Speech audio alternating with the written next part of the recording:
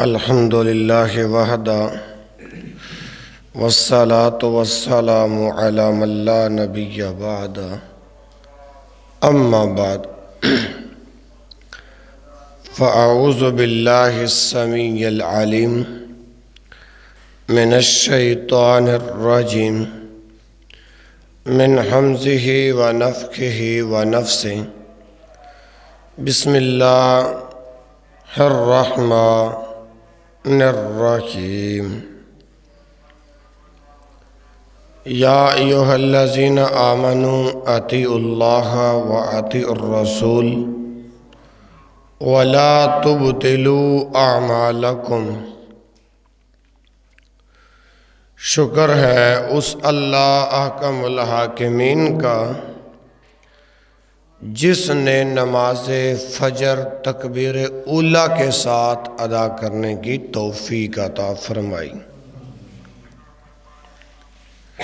دعا ہے اللہ رب العالمین مجھے اور آپ کو زندگی کی آخری شام تک نمازی بنائے رکھے۔ مختصر وقت کے اندر کچھ اہم باتیں آپ کے گوش گزار کرنا چاہتا ہوں۔ اسی طرح دوسری بات، اعتکاف کے مکمل مسائل نماز تراویح کے مکمل مسائل میرے چینل پر موجود ہیں، اگر بھائی دیکھنا چاہیں تو وہاں سے دیکھ سکتے ہیں۔ اللہ رب العالمین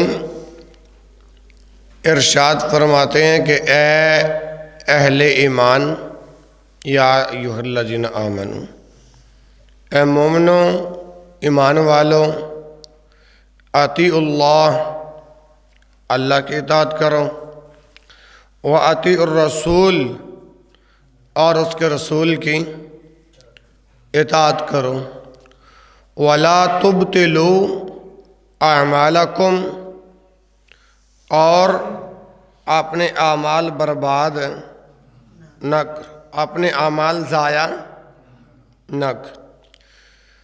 دوسرے مقام پر فرمایا کہ مَا آتَاكُمُ الرَّسُولُ فَخُذُوهُ وَمَا نَهَاكُمْ عَنْهُ فَانْتَهُوا، جو کچھ اللہ کے رسول صلی اللہ علیہ وسلم دیں وہ لے لو، اور جس سے اللہ کے رسول صلی اللہ علیہ وسلم روکیں اس سے رک جاؤ۔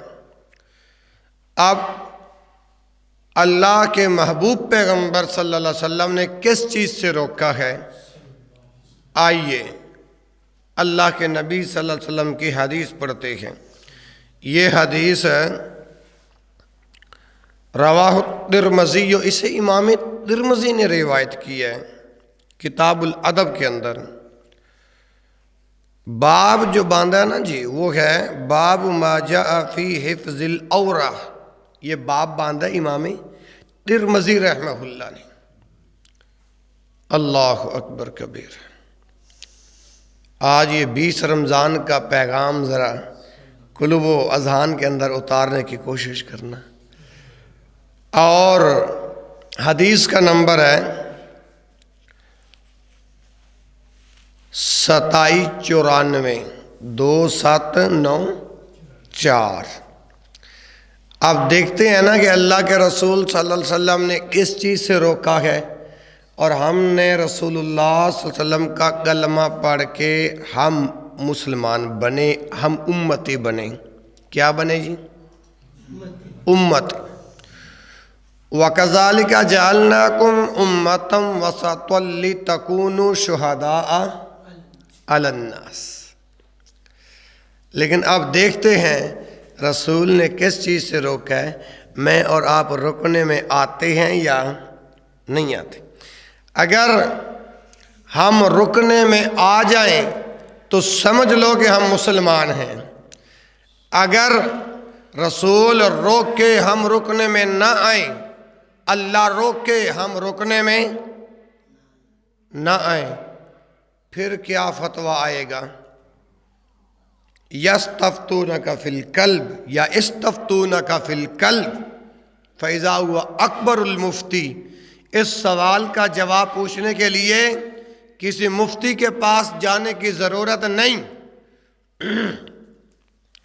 مفتی اللہ نے تیرے جسم کے اندر رکھا ہے جس کا نام ہے دل، اسے اس سوال کا فتویٰ لے کر دیکھ لینا، پوچھ کر دیکھ لینا کہ شرعی حکم کیا لگتا ہے۔ رسول روک کے، اللہ روک کے میں اور آپ رکنے میں نہ آئیں، خواہشات کی پیروی کریں، اپنے نفس کی مانیں، شیطان کی بات کو مانیں، پھر شرعی حکم کیا لگتا ہے اس سوال کا جواب آپ نے جو اندر والا مفتی بیٹھا ہے اس سے لینا ہے۔ آئیے، بحث بن حکیم اپنے باپ سے روایت کرتے ہیں، ان کے باپ وہ اپنے دادا سے روایت کرتے ہیں، کہتے ہیں کہ میں نے کہا اے اللہ کے رسول صلی اللہ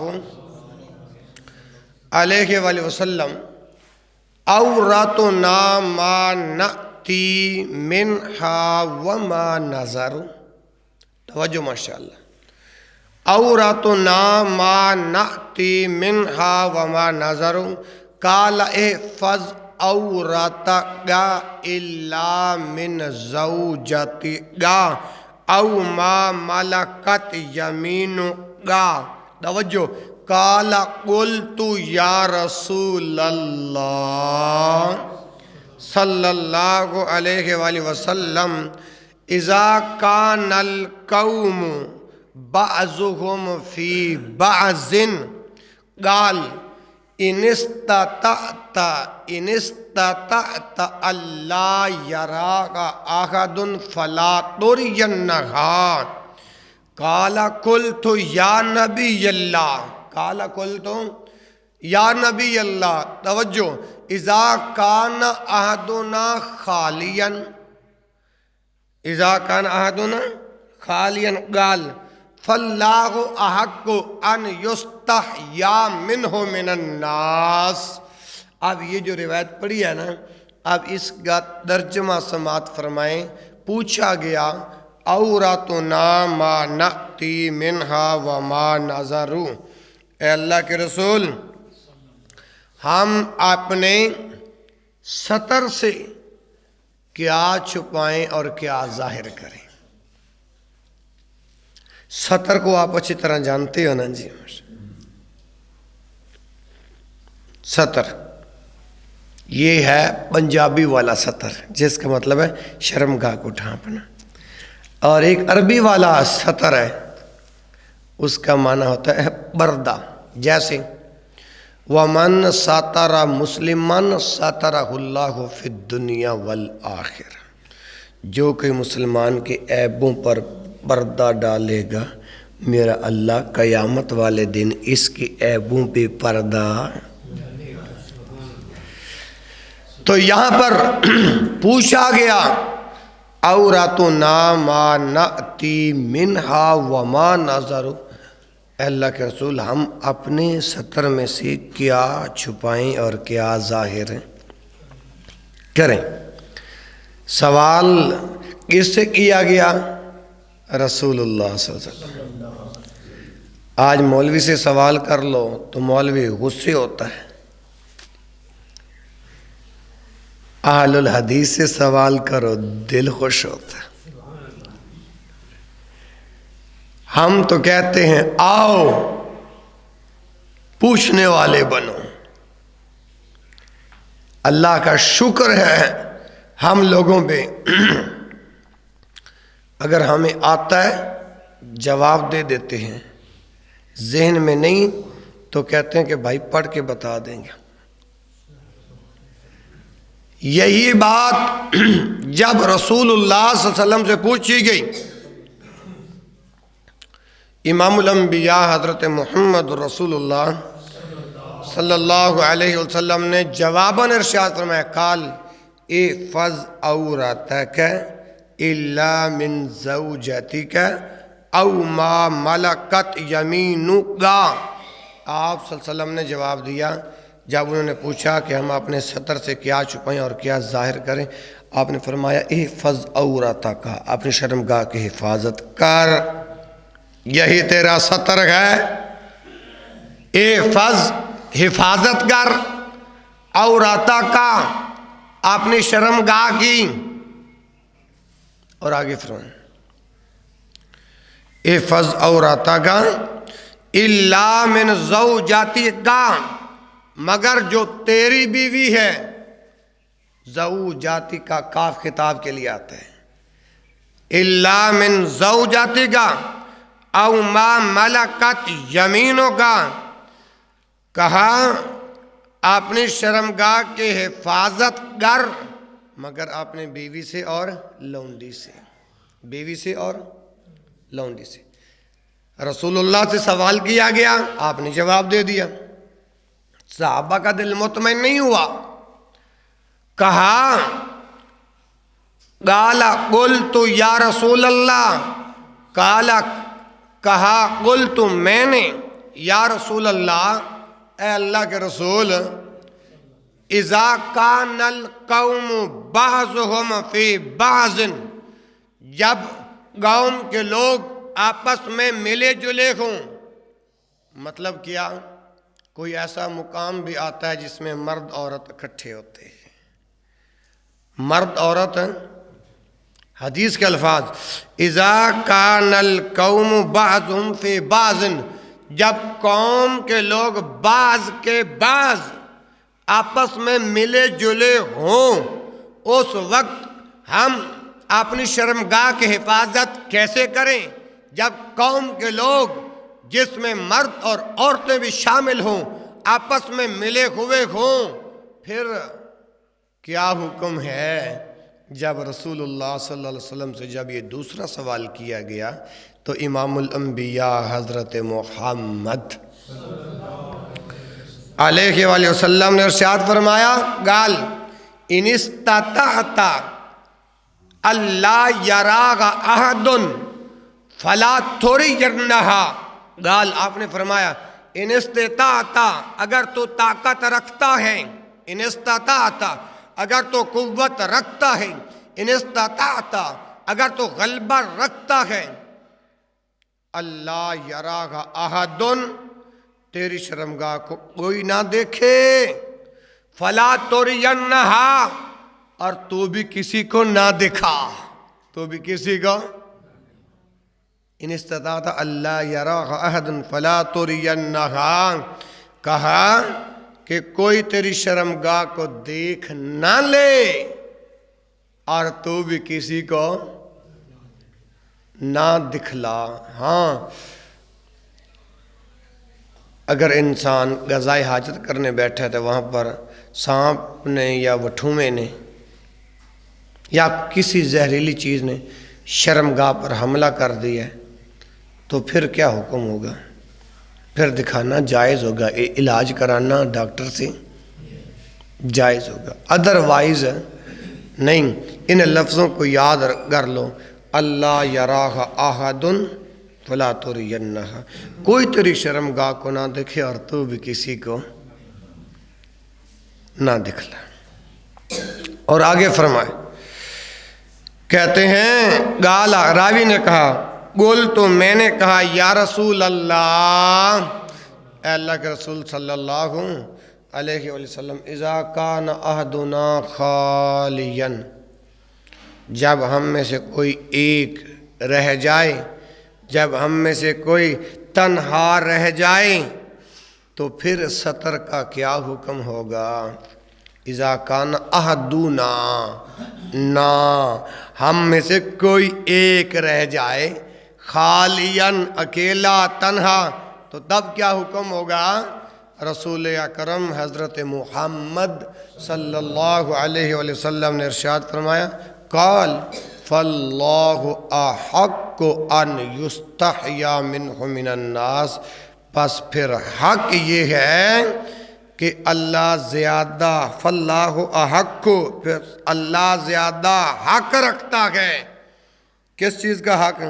ان یستحیا منہ من الناس، کہ اس سے حیا کی جائے، اس سے۔ اچھا یہ اللہ کے رسول کی حدیث سمجھ آ گئی؟ جزاک اللہ۔ دوسری حدیث پڑھتے ہیں۔ اپنی شرمگاہ کو اور اپنی سطر کو ہمیشہ ڈھانپ کر رکھنے کا حکم ہے، لیکن جو اب حدیث پڑھوں گا نا اس کے اندر کئی مسائل سمجھ میں آ جائیں گے۔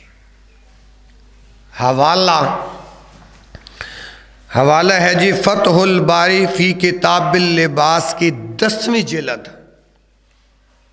اور نمبر ہے 5819 5819۔ راوی ابو ہریرہ رضی اللہ عنہ، فرمان امام الانبیاء حضرت محمد الرسول اللہ صلی اللہ علیہ وسلم فرمایا، نہى النبی صلی اللہ علیہ وآلہ وسلم عن الملامسات والمنابذات۔ نبی پاک صلی اللہ علیہ وسلم نے روکا ہے بے ملامسہ سے بھی اور بے منابذہ سے بھی۔ اب یہ بے ملامسہ کیا ہے اور بے منابذہ کیا ہے؟ قاری صاحب کپڑے کا کاروبار کرتے ہیں، ان سے پوچھ لینا کہ یہ کتاب البیوع کے اندر انہوں نے پڑھی ہوگی کہ یہ بے ملامسہ کیا ہے اور بے منابذہ کیا ہے۔ اس سے نبی پاک صلی اللہ علیہ وسلم نے منع کیا کہ نبی پاک صلی اللہ علیہ وسلم نے روکا ہے۔ ایک دوسری بات، وَأَنْ صَلَاتَيْنِ بَعْدَ الْفَجْرِ، نبی پاک صلی اللہ علیہ وسلم نے 2 نمازوں کے بعد سے بھی روکا ہے، 2 نمازوں کے۔ وَأَنْ صَلَاتَيْنِ بَعْدَ الْفَجْرِ، ایک تو نماز فجر کے بعد، حَتَّى تَرْتَفِعَ الشَّمْسُ، یہاں تک کہ سورج بلند ہو جائے، سورج طلوع ہو جائے۔ اس کے بعد سورج طلوع ہونے کے بعد نماز پڑھنے سے پیغمبر نے روکا ہے، نبی نے روکا ہے۔ سورج طلوع ہونے کے بعد، نماز فجر کے بعد کسی نماز سے اللہ کے رسول نے کیا کیا؟ وَأَنْ صَلَاتَيْنِ بَعْدَ الْفَجْرِ حَتَّى تَرْتَفِعَ الشَّمْسُ۔ لیکن آج تو چلو رمضان المبارک کا مہینہ ہے نا، رمضان المبارک کے بعد ان لوگوں کا کیا وتیرہ ہوگا کہ جب تلک سورج طلوع ہوتا نہیں اور ہمارے چہرے سے بستر اترتا نہیں۔ ہاں جی، اللہ اکبر۔ وَأَنْ صَلَاتَيْنِ بَعْدَ الْفَجْرِ حَتَّى تَرْتَفِعَ الشَّمْسُ وَبَعْدَ الْمَغْرِبِ، ایک تو نماز فجر کے بعد ہے اور دوسرا نماز مغرب کے بعد۔ حَتَّى تَغِيبَ الشَّمْسُ، جب سورج غروب ہو رہا ہو، جب سورج غروب ہو رہا ہو۔ نماز مغرب کے بعد بھی نماز پڑھنے سے پیغمبر نے روکا ہے۔ تو آج جو نماز مغرب کے بعد صلاۃ الاوابین پڑھتے ہیں ان کا شرعی حکم کیا لگے گا؟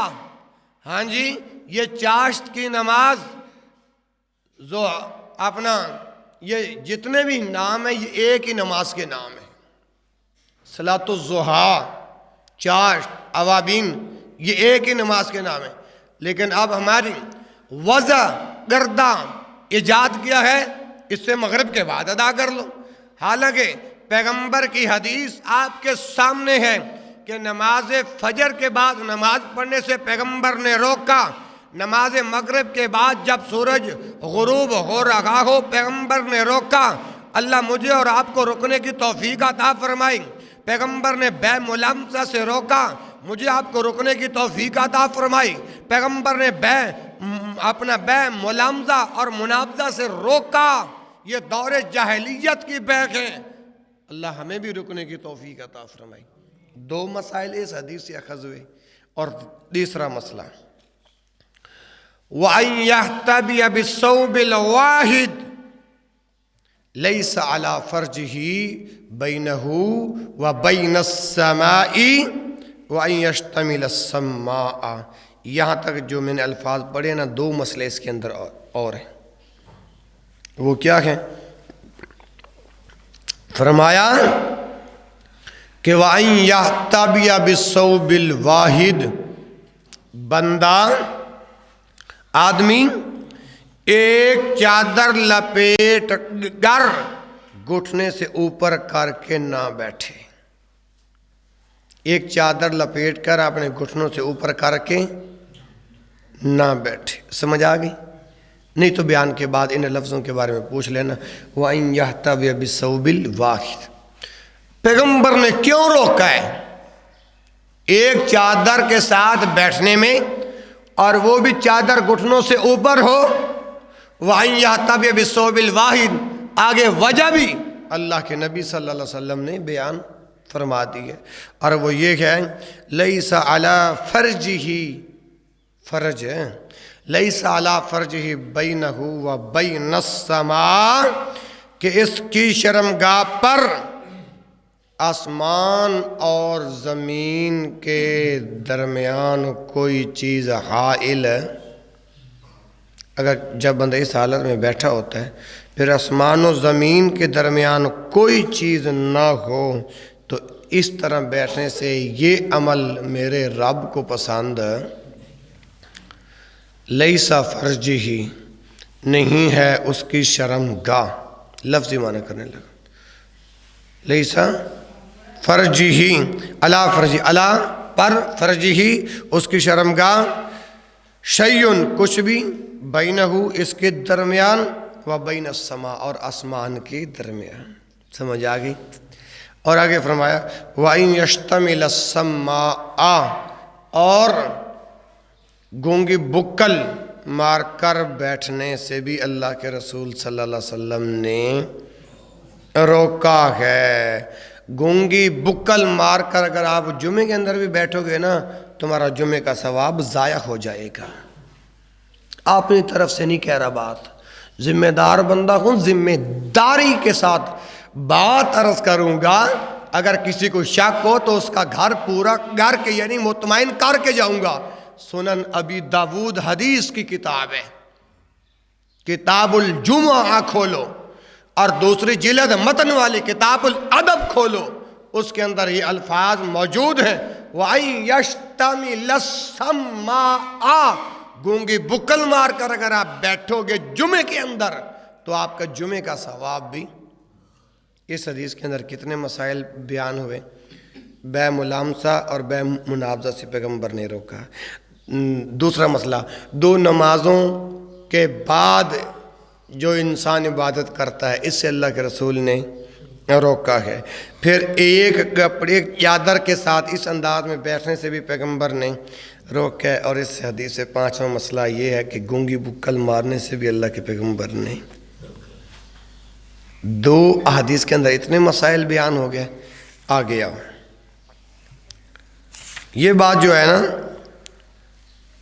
اپنی شرمگاہ کی حفاظت کیسے کرنی چاہیے، یعنی حفظ الفرج کو کن کن مقامات سے بچانا چاہیے. اللہ اکبر. شرمگاہ کی حفاظت کے لیے ضروری ہے، لازمی ہے کہ ان جگہوں سے بچایا جائے جن سے شریعت نے منع کیا ہے. شریعت نے منع کیا ہے.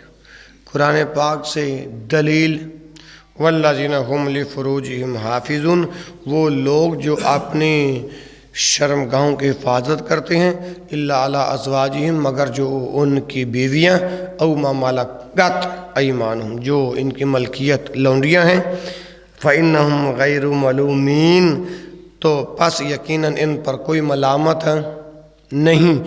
فمن ابتغى وراء ذلك فاولئک هم العادون، جو کہ اس کے علاوہ راستہ ڈھونڈے گا، تلاش کرے گا، وہ اللہ کی حدوں کو توڑے گا. وہ آتا ہے نا وَمَن يَبْتَغِ غَيْرَ الْإِسْلَامِ دِينًا فَلَن يُقْبَلَ مِنْهُ وَهُوَ فِي الْآخِرَةِ مِنَ الْخَاسِرِينَ. اس اسلام کے علاوہ کوئی اور اسلام پر بندہ چلے گا،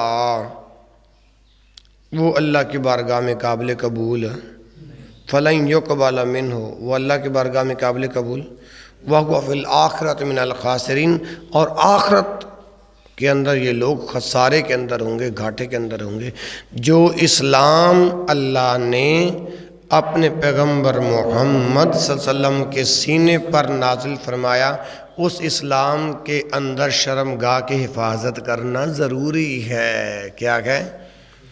ضروری ہے۔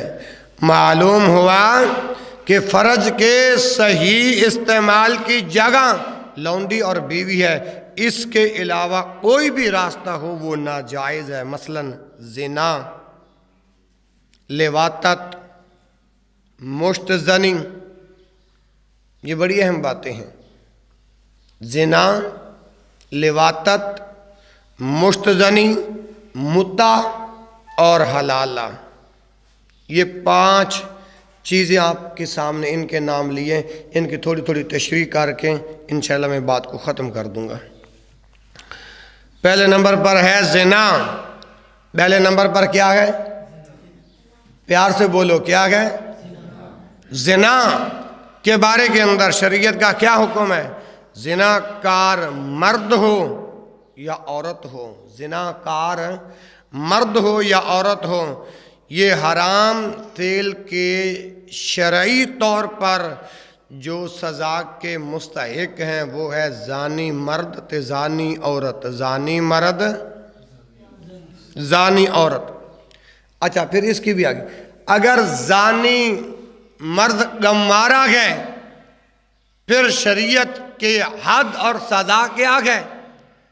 اگر شادی شدہ نے یہ گناہ کیا، زنا کیا ہے، تو تب شریعت کی حد کیا ہے؟ اللہ اکبر اللہ۔ پہلے سنو، اگر زانی مرد ہو یا عورت ہو، اسی طرح اگر گمارا ہو تو شادی ابھی اس کی نہ ہوئی ہو تو پھر بھی وہ یہ زنا کر ڈالے تو شریعت نے حد کیا لگائی ہے؟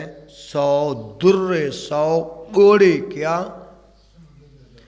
گمارا جو کہتے ہیں جوانی دیوانی ہوتی ہے، اگر ان سے یہ فعل سرزد ہو جائے تو اسلام نے حد جو ہے وہ 100 کوڑے رکھی ہے اور 1 سال کی جلاوطنی، 1 سال کی۔ یہ سزا رب کے قرآن میں موجود ہے، یہ سزا رب کے قرآن میں موجود ہے۔ اور اگر زانی مرد زانی عورت زنا کرتے ہوئے پکڑے گئے، اس وقت اگر یہ معافی مانگے، ان کی معافی نہیں قبول کی جائے گی۔ اسلام نے جو سزا متعین کی ہے وہ ہے رجم۔ کیا ہے؟ رجم۔ اللہ کی قسم آج میرے اور آپ کے ملک کے اندر ان شرعی سزاؤں کو اگر نافذ کر دیا جاتا، اللہ کی قسم نہ گمارا زنا کرتا نہ شادی شدہ زنا کرتا۔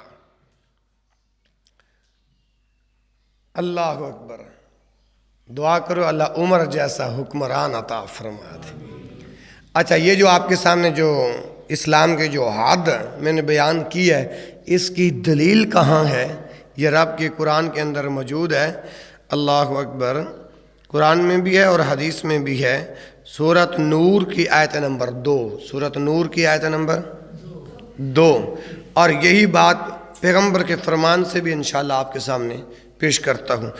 الزانیۃ والزانی، الزانیۃ والزانی فاجلدوا کل واحد منہما مئۃ جلدۃ۔ جلدۃ یہ رب کا قرآن ہے کہ زنا کار مرد ہو یا عورت ہو، ہر ایک کو 100 کوڑے لگاؤ، ہر ایک کو مئۃ جلدۃ، ہر ایک کو کتنے کوڑے؟ اب پیغمبر کی حدیث صحیح مسلم کتاب الحدود اور باب حد الزنا 1695 نمبر ہے، سنن ابو داؤد کے اندر 5514 نمبر ہے حدیث کا، اور سنن ترمذی میں 1443 نمبر ہے، حضرت عبادہ بن صامت رضی اللہ عنہ کی حدیث میں ہے کہ رسول اللہ صلی اللہ علیہ وسلم نے ارشاد فرمایا کم مارا لڑکا کم ماری لڑکی سے زنا کرے تو ان کی سزا 100 گھوڑے ہے اور 1 سال کی جلا وطنی ہے۔ اگر شادی شدہ عورت کے ساتھ شادی شدہ مرد زنا کرے تو ان کی سزا 100 گھوڑے اور رجم کرنا ہے، سنگسار کرنا ہے۔ دعا کرو اللہ اس گناہ سے بچائے۔ آگے ہے مشت زنی۔ کیا ہے مشت زنی؟ کو جانتے ہو؟ یہ ہاتھ والا عمل جو ہے، یہ جو ہاتھ جو ہے جسے ہم ہینڈ پریکٹس کہتے ہیں، اس طرح جو لوگ اپنی جوانی ضائع کرتے ہیں، جو کوئی اس کام کے اندر مبتلا ہے تو شریعت کا کیا حکم ہے؟ شریعت کا قرآن مجید کی مذکورہ آیت کی وجہ سے تمام فقہی مذاہب کے نزدیک مشت زنی حرام ہے۔ کیا ہے؟ حرام ہے۔ اور صحیح مذہب یہی ہے کہ یہ اسلام میں حرام ہے، اور شیخ الاسلام امام ابن تیمیہ سب کو رحمہ اللہ نے اسے حرام قرار دیا ہے۔ کتاب کا نام ہے مجموع الفتاوی 34 جلد صفحہ 329۔ 2 باتیں بیان ہو گئیں۔ تیسری بات ہے لیواتت۔ کیا بات ہے؟ لیواتت کی میں سب سے پہلے قرآن سے پیش کرنے لگا ہوں دلیل۔ لوتیے جو تھے، لوتیے آپ سمجھ گئے ہوں گے، ان کا کام کیا تھا؟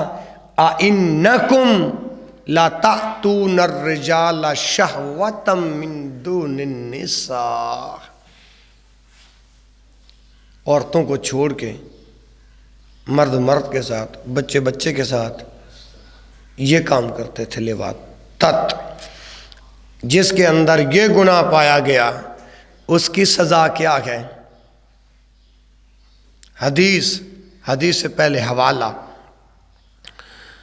حوالہ ہے ابن ماجہ کتاب الحدود کے اندر یہ حدیث موجود ہے 2561۔ سنن الترمذی میں یہ حدیث موجود ہے 1456۔ ابو داؤد کے اندر حدیث ہے 4462، اور صحیح ابو داؤد کے اندر حدیث ہے 3745 یعنی 3745۔ لیواتت کے بارے میں جو بات بیان کر رہا ہوں، جو حدیث پیش کر رہا ہوں، جس کے اتنے حوالے دی، اب حدیث سنیں۔ راوی کون ہے؟ ابن عباس رضی اللہ عنہما۔ اللہ کے رسول صلی اللہ علیہ وسلم نے ارشاد فرمایا من وجدتموہ یعمل عمل قوم لوط فاقتلوا الفاعل والمفعول بہ۔ اس کا ترجمہ کیا ہے؟ جسے تم قوم لوط والا عمل کرتے دیکھو، فاعل اور مفعول دونوں کو قتل کر دو، دونوں کو۔ معلوم ہوا لوطیوں کی سزا جو شریعت نے مقرر کی ہے وہ کیا ہے؟ فاعل اور مفعول کو قتل کیا جائے۔ اگر اسلامی حکمران ہوتا تو یہی ان سزاؤں کا نفاذ کیا ہوتا۔ اپنے ایمان سے بتاؤ آج تیرے اور میرے ملک میں زنا باقی رہتا؟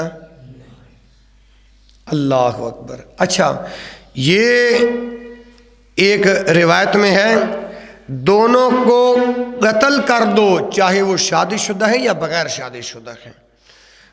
اب یہ جو دوسری روایت پیش کیا یہ صحیح ابن ماجہ اور حدیث کا نمبر ہے 2576۔ لیکن یہ ہر بندے کا کام ہے نہیں، یہ قتل کرنا اسلامی حکومت کا کام ہے۔ یہ قتل کرنا اسلامی حکومت کا کام ہے، ہر بندہ اٹھ کر قتل ہے نہیں کر سکتا۔ زنا، مشت زنی، لیواتت، یہ 3 ہو گئے۔ دو باقی رہ گئے، ایک ہے متا، ایک ہے حلالہ. یہ دو چیزوں کے بارے میں مختصر وضاحت باقی ہے ابھی. اللہ اکبر. متا کسے کہتے ہیں؟ متا اگر اپنی طرف سے تعریف کروں تو دل میں شک پیدا ہو جائے گا، اگر احادیث پڑھ کے عرض کروں آپ کا دل مطمئن ہو جائے گا. متا اسے کہتے ہیں کہ کسی عورت سے ایک مقررہ مدت تلک مقررہ معاوضے کے بدلے میں نکاح کر لینے کو متا کہتے ہیں. سمجھ آ گئی جی؟ مثلا 2 دن یا 3 دن یا اس کے علاوہ کسی اور مدت تلک. اب یہ جو متا کی جو تعریف میں نے بیان کی ہے نا، جس حدیث سے وہ حدیث نہیں بلکہ التعلیقات الرضیہ للالبانی، یہ امام البانی رحمۃ اللہ علیہ کی کتاب ہے عربی کے اندر، انہوں نے یہی اس کی تعریف کیا. جلد نمبر 2 ہے اور صفحہ 864 ہے. اچھا ایک بات یاد رکھو، پہلے یہ نکاح درست تھا جس کو متا کے نام سے تعبیر کیا گیا ہے، لیکن پھر رسول اللہ صلی اللہ علیہ وآلہ وسلم نے اس متا کو حرام قرار دیا. اس متا کو آج شیعہ کہتے ہیں، رافضی کہتے ہیں، اللہ کے رسول نے کہاں منع کیا ہے، لہٰذا آج بھی متا جائز ہے. اور ہم کہتے ہیں کہ بھائی متا حرام ہے. بولو متا، بلند آواز سے متا، بلند آواز سے متا. دلیل پہلے حوالہ، اللہ اکبر. یہ مسلم کتاب النکاح باب نکاح المتعۃ و بیان انہ ابیح، باب باندھا امام مسلم نے. پھر حدیث لے کر آئے ہیں 1406. یہی حدیث سنن ابو داود کے اندر ہے، 2072 نمبر ہے. یہی حدیث ابن ماجہ میں ہے، 1922 نمبر ہے. اللہ کے رسول صلی اللہ علیہ وسلم کا یہ فرمان حضرت صابرہ جوہنی رضی اللہ عنہ سے مروی ہے. رسول اکرم حضرت محمد رسول اللہ صلی اللہ علیہ وسلم نے ارشاد فرمایا، اسے اللہ تعالیٰ نے تا روز قیامت تک حرام قرار دیا ہے. کیا قرار دیا ہے؟ حرام قرار دیا ہے. اے لوگوں، میں نے تمہیں عورتوں سے متا کرنے کی اجازت دی تھی، اب اسے اللہ تعالیٰ نے تا روز قیامت حرام قرار دیا ہے. جس کے پاس ان عورتوں میں سے کوئی ہے وہ اس کا راستہ چھوڑ دے. تو ثابت ہو گیا کہ متا حرام ہے. جو کوئی آج یہ عمل کرے گا وہ گنہگار ہوگا. اسلام میں یہ عمل جائز ہے. اور زنا کے اسباب میں سے 5واں ہے حلالہ. یہ آخری گزارش ہے. کیا ہے؟ اب حلالہ کسے کہتے ہیں؟ حلالہ، بعض مولوی تو حلالے کا نام ہی سن کر خوش ہو جاتی ہے، لیکن ہمارا اسلام، ہمارا مذہب اس بارے میں کیا حکم دیتا ہے؟ حلالہ ایسے عقد کو کہتے ہیں، حلالہ ایسی گرہ کو کہتے ہیں جس میں کوئی شخص متعلقہ ثلاثہ سے محض طلاق نیت، محض طلاق کی نیت سے نکاح و مباشرت کرتا ہے، اس کو حلالہ کہتے ہیں. مثلا چاند دنوں کا نکاح، عارضی خامد نے طلاق دے دی ہے، خامد نے. آج اسلام سے ہماری دوری اتنی ہے، شرعی طلاق دینے کا اگر بالفرض انسان کی آپس میں نہیں بنتی تو اسلام نے حق دیا ہے کہ وہ ایک دوسرے سے آزادی حاصل کر لیں. کیا کر لیں؟ تو بعض اوقات انسان کو جب غصہ آتا ہے تو غصہ شیطان کی طرف سے آتا ہے، تو وہ کہتے ہیں طلاق طلاق طلاق 3 مرتبہ، بس تو حرام ہو گئی. پھر مسئلے کا پتہ نہیں، پھر مفتیوں کے پاس بھاگتے. شرعی طلاق دینے کا ہمیں پتہ ہی نہیں. جب غصہ ٹھنڈا ہو جاتا ہے پھر انسان پچھتاتا ہے کہ میں کیا کر بیٹھا. پھر مولویوں کے پاس جاتے ہیں، وہ کہتا ہاں اب حلالہ نکلے گا پھر وہ عورت تیرے لیے حلال ہوگی، نہیں تو ادروائز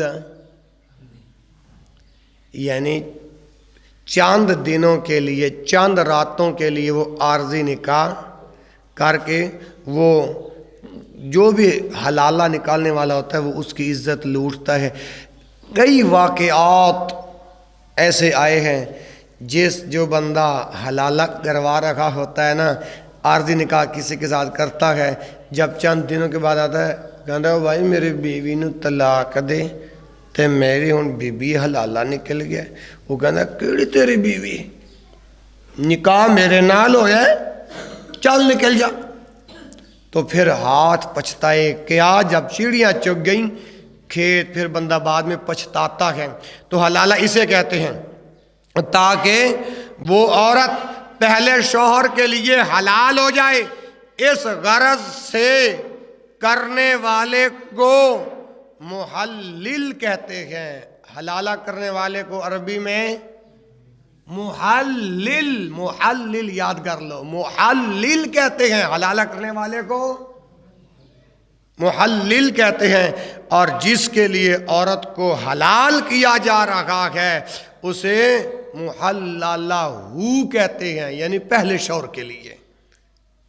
اب سنیے، یہ میں نے حلالہ کی تعریف آپ کے سامنے کی ہے جو کتاب و سنت میں موجود ہے۔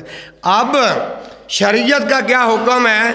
ابن ماجہ کتاب النکاح حدیث کا نمبر ہے 1936، صحیح ابن ماجہ حدیث کا نمبر ہے 1572، حاکم کی دوسری جلد صفحہ 199، اور سنن الترمذی میں 1120، اور احمد کی پہلی جلد صفحہ 448۔ اتنے حوالے جات دے چکا ہوں، اپنی طرف سے کوئی بات نہیں کر رہا۔ آپ جو حلالہ کرتے اور کرواتے ہیں ان کے بارے میں پیغمبر نے کیا فرمایا؟ راوی کون ہے؟ عقبہ بن عامر رضی اللہ عنہ۔ اللہ کے رسول حضرت محمد الرسول اللہ صلی اللہ علیہ وسلم نے ارشاد فرمایا، الا اخبرکم بالتیس المستعار، قالوا بلا یا رسول اللہ صلی اللہ علیہ وآلہ وسلم، هو المحلل لعنت اللہ، هو المحلل، کہو میرے ساتھ پڑھو، هو المحلل، یاد کر لو یہ لفظ کام آئیں گے، هو المحلل لعنت اللہ والمحلل ہو والمحلل۔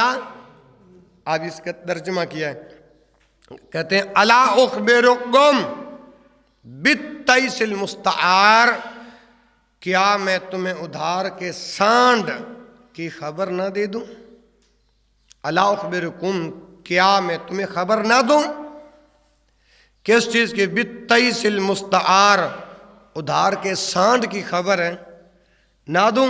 قالوا بلا یا رسول اللہ، صحابہ نے عرض کیا رضوان اللہ علیہ مجمعین، اے اللہ کے رسول کیوں نہیں، آپ ضرور ارشاد فرمائیں۔ فرمایا ہو والمحلل، کہ وہ حلالہ کروانے والا، وہ حلالہ کروانے والا، لعنت اللہ، اس کے اوپر اللہ کی لعنت ہے، حلالہ کروانے والے پر اللہ کی،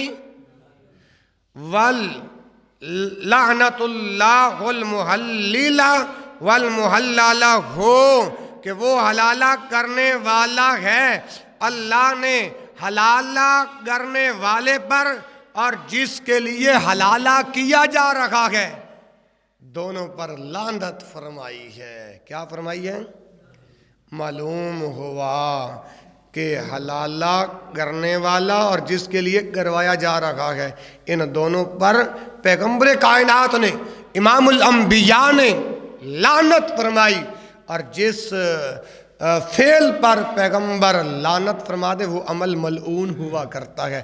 تو ثابت ہوا کہ کتاب و سنت کے اندر حلالہ بھی جائز ہے نہیں، اسی طرح متع بھی جائز ہے نہیں، لواطت بھی جائز ہے، مشت زنی بھی جائز ہے، زنا بھی جائز ہے، اب اللہ سے دعا کرو اللہ تعالیٰ مجھے اور آپ کو اور وہ اہل ایمان مرد و عورت جو اس بیماری میں ملوث ہیں اللہ سبنا کو محفوظ رکھے. سبحانک اللہم و بحمدک اشہد ان لا الہ الا انت استغفرک و اتوب الیک وآخر دعوانا الحمد للہ رب العالمین.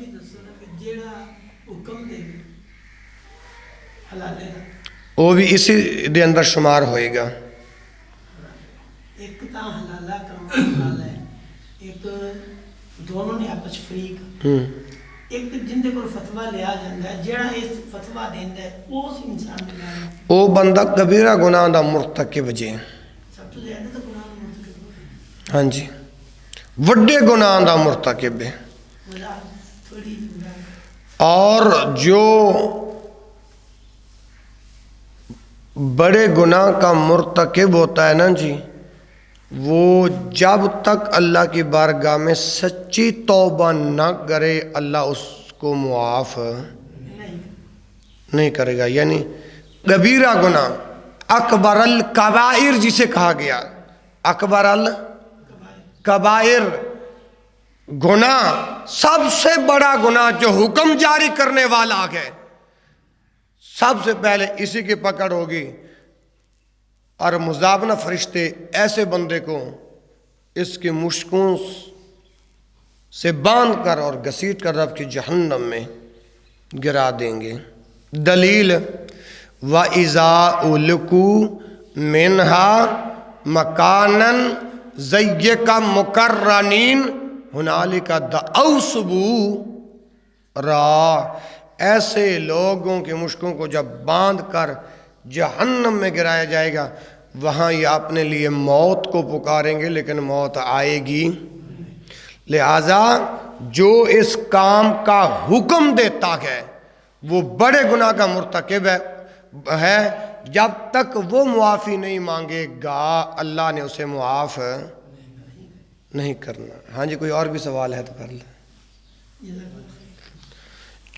حکم ہوا تھا کہ حاجی صاحب کے لیے خصوصی دعا کرنا, تو یا رب لک الحمد کما ینبغی لجلال وجہک وعظیم سلطانک.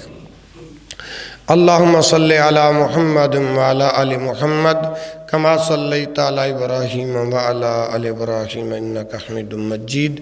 اللہم بارک علی محمد وعلی آل محمد کما بارکت علی ابراہیم وعلی آل ابراہیم انک حمید مجید. اللہم اقسم لنا من خشیتک اللہم اقسم لنا من خشیتک ما تحول به بیننا و بین معاصیک ومن طاعتک ما تبلغنا بجنتک ومن الیقین ما تحون به علینا مصیبات الدنیا ومتعنا باسمائنا وابصارنا وقوتنا واحییتنا واجعلہ الوارث منا واجعل ثارنا علی من ظلمنا وانصرنا علی من آدانا ولا تجعل الدنیا اکبر ہمنا ولا مبلغ علمنا ولا تسلط علینا من لا یرحمنا. اللہم زدنا ولا تنقصنا واکرمنا ولا تہنا وآتنا ولا تحرمنا واسرنا ولا تؤثر علینا ورزنا ورز عنا. اللہم فرج ہم المحمومین ونفس کرب المکروبین وقض الدین عن المدینین واشف مرضانا ومرض المسلمین. اللہ جتنے تیرے احباب بیٹھے ہیں اللہ سبنا کو معاف فرما دے. اللہ جو بیمار ہیں سبنا کو شفاء کامل عاجلہ عطا فرما دے. اللہ جس حاجی صاحب کے لیے بار بار حکم کیا گیا میرے مولا ان کی دلی تمناؤں کو پورا فرما دیں. اس علاقے والے مسلمانوں پر اپنا خاص رحم و کرم فرما دے. اللہ ان بیماریوں ان اسباب ان گناہوں سے ہم سبنا کو محفوظ رکھ لیں. وصلی اللہ تعالی علی حبیب خیر خلقہ محمد وعلی آلہ وصحبہ اجمعین برحمتک یا